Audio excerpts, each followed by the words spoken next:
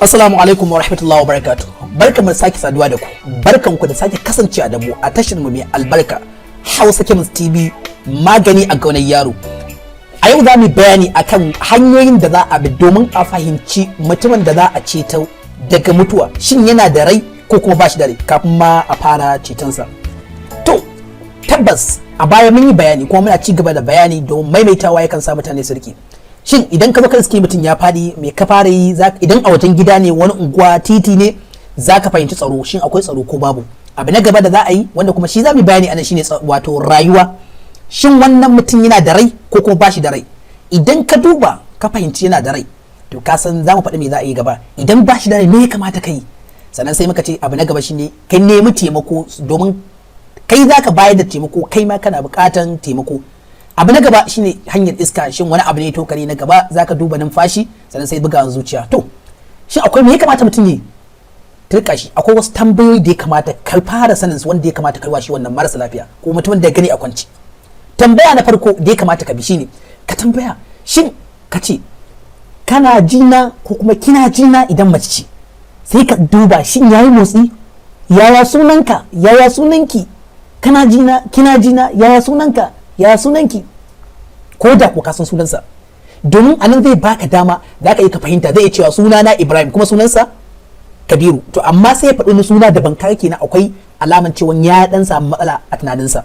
Sannan abu na gaba tambaya, sai ka ce buɗe idanunka ko buɗe idanunki, buɗe idanunka, buɗe idanunki.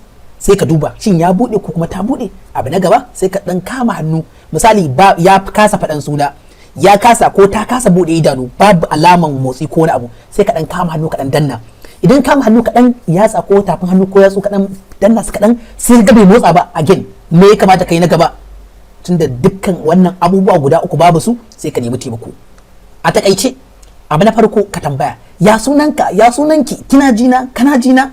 Abu na biyu sai ka ce bude idanunka, ka dan jijjiga mutum, ka dan bude idanunki, amma a kula saboda kar ya jijjiga mutum alhalin kuma ya samu matsala a wuyansa saboda accident da aka yi ko hatsari da aka yi a bakin titi.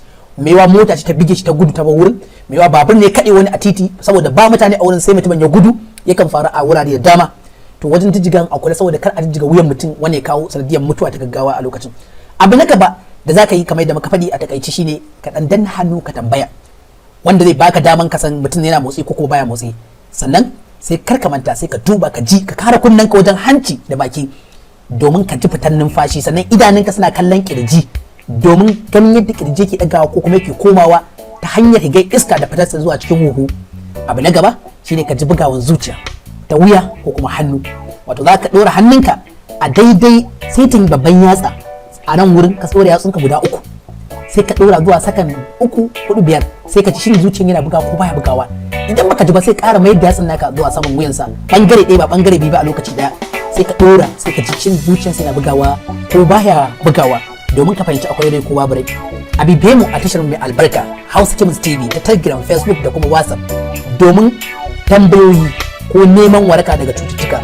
Assalamu alaikum wa rahmatullah wa barakatuh.